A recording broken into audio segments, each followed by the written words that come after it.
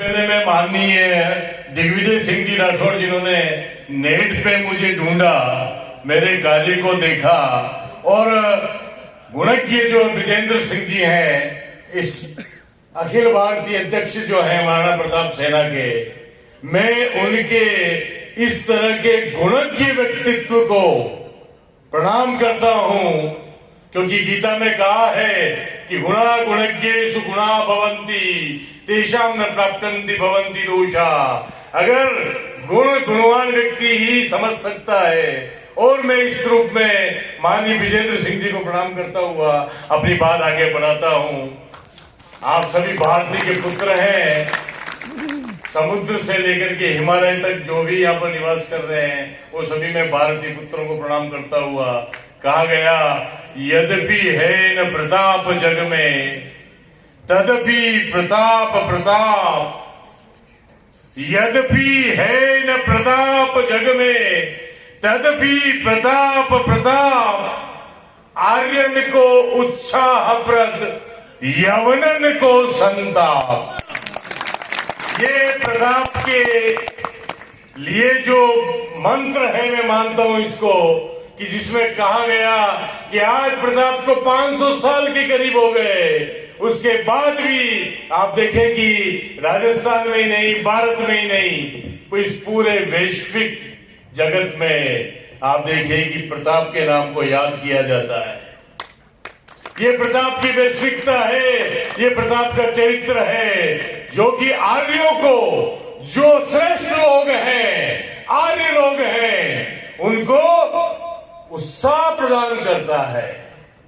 और जो म्लेच्छ किस्म के लोग हैं, म्लेच्छ किस्म के लोग किसी में भी हो सकते हैं, म्लेच्छ जाति में ही नहीं, यवनन को संताप, वो यवन जैसी वृत्ति वाले लोगों को, जो इस राष्ट्र को राष्ट्र नहीं मानते, जो इस मातृभूमि को मातृभूमि नहीं मानते, जिनके जीवन में नैतिकता और चरित्र का कोई मूल्य नहीं है, ऐसे जो यवन लोग हैं, उनके लिए वो संताप कारक हैं। प्रताप का नाम उनको कष्ट दे जाता है, यवनन को संताप। मैं चूंकि समय को देखते हुए, जो आपका इतना बड़ा भव्य कार्यक्रम है, कुछ बातें ऐसी थी जो चूंकि इतिहास की नाम की खाता हूं, पेट भरता हूं, इसलिए इतिहास के साथ धोखा नहीं कर सकता, मेरी रोजी रोटी है। कुछ चीजें ऐसी थी जिनके ऊपर मुझे इतिहास के उपपक्ष स्पष्ट करने थे।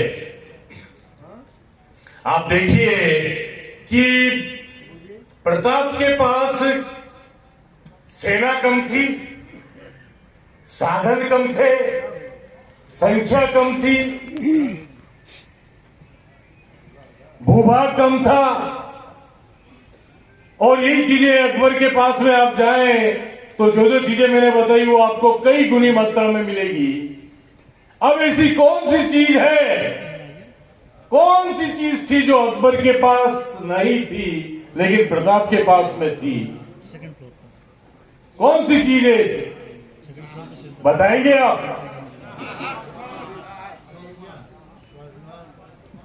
सबसे बड़ी चीज थी प्रताप के पास था कैरेक्टर, चरित्र। उस चरित्र की बात पर भारत में तय किया जाता है कि कौन महान है और कौन महान नहीं है। अगर महानता का मानदंड अगर तय होता है तो वहां पर त्याग, बलिदान, चरित्र और समर्पण को लेकर के तय होता है। ये भारत भूमि है, ये ऋषियों की भूमि है, जहां पर किसी भौतिक मानदंड के आधार पर तय नहीं होता है कि ये महानता किसको मिली थी। आप भौतिक देशों में भी जाकर के देख लें, चाहे अमेरिका में किसी को महान कहा जाता है तो उसके त्याग का परिचय वाशिंगटन को कहा जाता है। ये वैश्विक रूप से पूरे विश्व में यह है कि जहां पर चरित्र की पूजा होती है वहां पर प्रताप की पूजा होती है। अकबर के पास सेना थी लेकिन सीना नहीं था, प्रताप के पास में सीना था। वो सीना कि जहां पर आप देखिए कि सारा आसपास का राजपूताना का, प्रताप का ही समाज, जहां पर करिष्ये वचनम तव, इस मुद्रा में अकबर के सामने आप मैं कभी कभी कहता हूं कि लड़ने के बाद, हारने के बाद तो कोई भी हथियार डाल देता है, लेकिन इतिहास में ऐसे उदाहरण भी मिलते हैं जहां प्रताप के सामने हम देखते हैं कि जितने भी अन्य रियासतों के राजपूत लोग थे, अन्य राजा लोग थे, उन्होंने अकबर के सामने बिना लड़े ही अपने हथियार डाल दिए, अपनी सुख सुविधाओं के लिए, अपनी संतानों को, अपनी रानियों को अच्छे से पालने के लिए, अपनी सुख सुविधाएं नष्ट नहीं हो जाए, उसके लिए हथियार पहले ही डाल करके अकबर की अधीनता स्वीकार कर ली और अकबर के दरबारी हो गए। दरबारी नागौर में जब दरबार लगा अकबर का, तब सातपुताना के सभी शासकों ने जाकर के वहां पर हाजिरी दे दी। लेकिन प्रताप ने कहा, तुरग कहा सिमको बतो एक मुनसो एक लंग, उगे जाही उगसी प्राची बीज पतंग।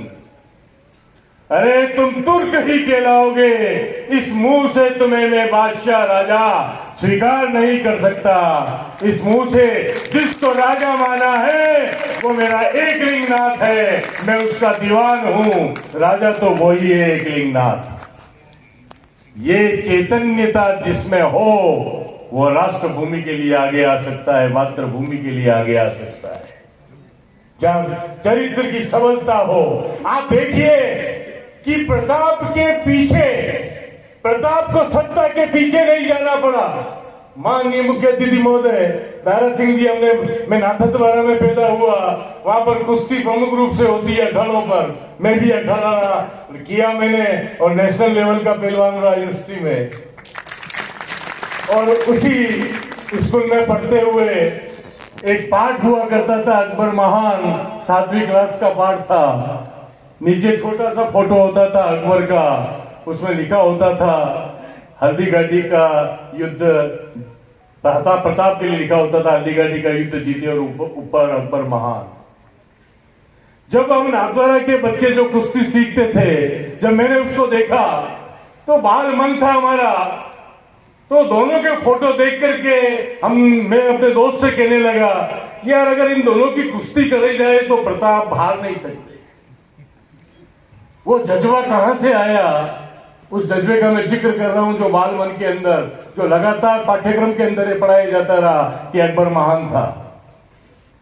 नौरोज का मेला लगाने वाले महान थे, स्त्रियों की खरीद फरोख्त करने वाले महान थे, साम्राज्यवादी लिप्सा से विदेशों से आकर के भारत भूमि पर कब्जा करने वाले महान थे। ये मानदंड थे और लंबे समय तक पीढ़ियां ही पड़ती रही।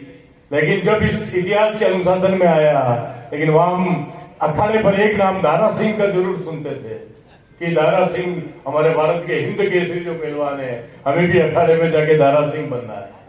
तो ये एक परंपरा जो है वो आप देखिए कि किस तरह से जीवन मूल्यों के अंदर साथ में जाती है, माँ के दूध में जाती है, माँ के दूध के साथ जाती है। और जब इतिहास के अनुशासन में आया, मैंने भी वही पढ़ा कि हल्दी घाटी का जो युद्ध था वो महाराणा प्रताप हारे थे। यही नहीं, मुझे कहते हुए शर्म भी आती है कि जिस धरती पर महाराणा प्रताप पैदा हुए, मेवाड़ की धरती पर, वहीं के इतिहासकारों ने सबसे पहले प्रताप को हारा हुआ, पलायनवादी और भगोड़ा लिखा। और उसी चीज का प्रायश्चित मैंने उसी धरती पर पैदा होकर के किया। मैंने प्रायश्चित किया है मेरे उन पूर्वजों का, ये शर्मा वगैरह जिन्होंने लिखा था, जिन्होंने ये लिखा था, उनका प्रायश्चित किया और ये बताया कि हल्दी घाटी का युद्ध प्रताप जीते थे। उन्हीं फारसी पर्शियन सोर्सेज के आधार पर, जिन पर्शियन सोर्सेज को लेकर के एक ताज का महल हिंदुस्तान में खड़ा किया गया कि वो, अरे भाई, बहुत से इतिहासकारों ने कहा कि हार जीत से क्या फर्क पड़ता है। मैंने कहा फर्क पड़ता है हार जीत से। ये जाकर के पूछो कृष्ण से, अगर अर्जुन कुरुक्षेत्र में हार जाते तो आज हमारा भारत नहीं होता। बहुत फर्क पड़ता है। इसीलिए मैं हल्दी घाटी के उस रणांगण को कुरुक्षेत्र के नाम से पुकारता हूं कि वो हमारे मेवाड़ का कुरुक्षेत्र है, हमारे भारत का कुरुक्षेत्र है, जहां पर धर्म क्षेत्रे कुरुक्षेत्रे, धर्म को लेकर के, कर्तव्य को लेकर के प्रताप ने, झालामान ने, डोडिया ने, रामशाह तंवर ने, जो ग्वालियर से आए थे तोमर राजा, आप कल्पना कर सकते हैं 3 पीढ़ियों का एक साथ बलिदान। एक पीढ़ी तो सुनी होगी आपने, कई उदाहरण हिंदुस्तान में मिल जाते हैं ऐसे बलिदानों के। रामशाह तोमर, जहां पर अकबर ने अधिकार कर लिया था ग्वालियर पर, उन्होंने देखा कि मैं अधीनता स्वीकार नहीं करूंगा। प्रताप का झंडा तो वो झंडा था जिसके नीचे आकर के सारे राष्ट्र प्रेमी इकट्ठे हो रहे थे, क्योंकि उनको पता था कि लड़ने वाला आदमी कौन है, संघर्ष कौन कर सकता है। तो वो वहां पर आकर के 3 पीढ़ियां एक ही युद्ध में, रक्तताल के अंदर आज भी उनकी छतरी बनी हुई है। महाराणा कर्ण सिंह ने वो छतरी बनाई थी। और 3 पीढ़ियां, एक दादाजी, 3 बेटे, एक पोता, पूरा वंश समाप्त हो गया हल्दी घाटी में प्रताप का साथ देने के लिए। ऐसे रामशाह तोमर। तो प्रताप के पास सत्ता के लिए प्रताप को भागना नहीं पड़ा। उसका उदाहरण है कि जब धीर कंवर के कहने से, अपनी पत्नी के कहने से महाराणा उदय सिंह ने गुपचुप जगवाल को मेवाड़ का उत्तराधिकारी बना दिया। और अकबर तो चाहता था कि मेवाड़ का जो शासक बने, क्योंकि 1568 के अंदर चित्तौड़ का आक्रमण हो चुका था और चित्तौड़ में जो गाजी की उपाधि अकबर ने धारण की थी, 30,000 लोगों का कत्लेआम, और उनके नरमुंडों पर बैठकर अकबर ने गाजी की उपाधि धारण की थी। ये लोकल सोर्सेज नहीं लिखते माननीय, ये लिखते हैं फतेहनामा जो अकबर ने जारी किया है। फतेहनामा, जीत का कागज चित्तौड़ का, उसमें बड़े गर्व के साथ वो लिख रहे हैं कि हमने 30,000 निहत्ते लोगों को, जिनमें महिलाएं, अबाल, वृद्ध सभी थे, उनके सरों को काट करके उनके ऊपर अकबर ने गाजी की उपाधि धारण की थी। और वहां से जो जनेऊ का वजन उतरा था वो 74.25 किलो था। 74.25 किलो वजन की जनेऊ उस कत्लेआम में उतारी गई। तो आप अंदाज लगाइए कितना बड़ा कत्लेआम था, कितना बड़ा कत्लेआम था। गिरा यज्ञोपवीत का वजन 74.25 किलो होता है। और मेवाड़ में परंपरा चली, किसी भी लिफाफे को, किसी भी चिट्ठी को, किसी भी धन की पेटी को बिना ताला लगाए भेज देते थे और उसके ऊपर 74 का आंकड़ा बना दिया जाता था, लिख दिया जाता था। और ये माना जाता था कि जो अधिकारी नहीं होगा वो अगर इस पेटी को या लिफाफे को खोलेगा तो उसको चित्तौड़ में काटे गए 74 मन जो यज्ञोपवीत निकली उसका पाप लगेगा। ये परंपरा चली मेवाड़ के अंदर। तो आप प्रताप को सत्ता के पीछे नहीं जाना पड़ा। उस जगमा आप देखिए, मेवाड़ के प्रति निष्ठा देखिए कि प्रताप ज्येष्ठ और श्रेष्ठ थे, बड़े लड़के हैं। अपने राजकुमार काल में 3 युद्ध, बड़े बड़े युद्ध जीत चुके हैं, लेकिन उनको एक उपेक्षित जीवन जीना पड़ा वनवासी आदिवासी बंधुओं के साथ में। और यही जो काल था वो आप देखिए कि उनके लिए वरदान साबित हुआ। मैंने कहीं देखा, मैं थोड़ा बहुत डॉक्यूमेंट्री में भी करेक्शन का मैं प्रार्थना करता हूं आप लोगों से, इस डॉक्यूमेंट्री में भी माननीय विजेंद्र सिंह जी से मैं निवेदन करूंगा कि कुछ में जो भाव आए हैं मैं आपसे ही साझा करूंगा, जो तथ्यात्मक है कि प्रताप को जयवंता भाई कुंभलगढ़ में लेकर के आ गई थी चित्तौड़ के किले से, और सिर्फ इसके लिए कि वहां पर जो एक दरबार का जो षड्यंत्र चल रहा है, जिस तरह से जगवान को आगे किया जा रहा है, कहीं उसकी कुंठा का शिकार प्रताप न हो जाए। अगर जयवंता बाई और जीजाबाई नहीं होती तो प्रताप और शिवाजी भी नहीं होते।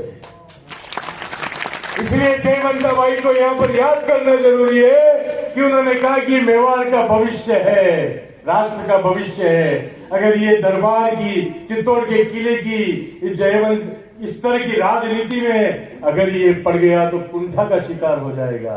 कुंभलगढ़ में प्रताप की शिक्षा दीक्षा का प्रबंध जयमल भत्ता के संरक्षण में किया गया और उनकी प्रथम गुरु भी मां जयवंता बाई थी। और उसका एक उदाहरण है कि जब प्रताप को तलवार का युद्ध सिखाया जा रहा था तब सामने वाले प्रतिद्वंदी बालक की तलवार गिर जाती है और प्रताप उस पर आक्रमण करने लगते हैं। तब मां जयवंता उन्हें रोक देती है कि प्रताप तुम रुक जाओ। प्रताप कहते हैं क्यों? मां कहती है कि हमें निहत्थे पर वार नहीं करना चाहिए।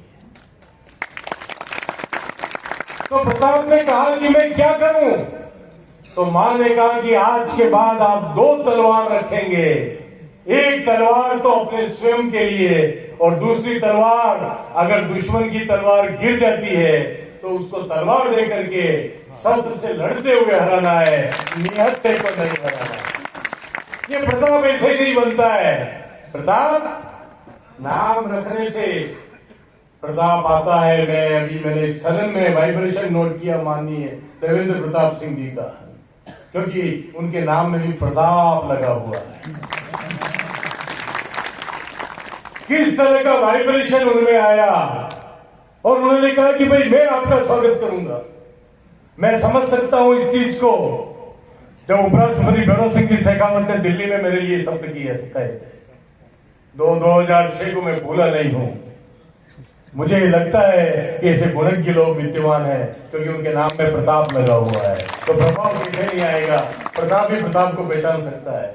तो वो सत्ता आप देखिए कि जगवाल को मेवाड़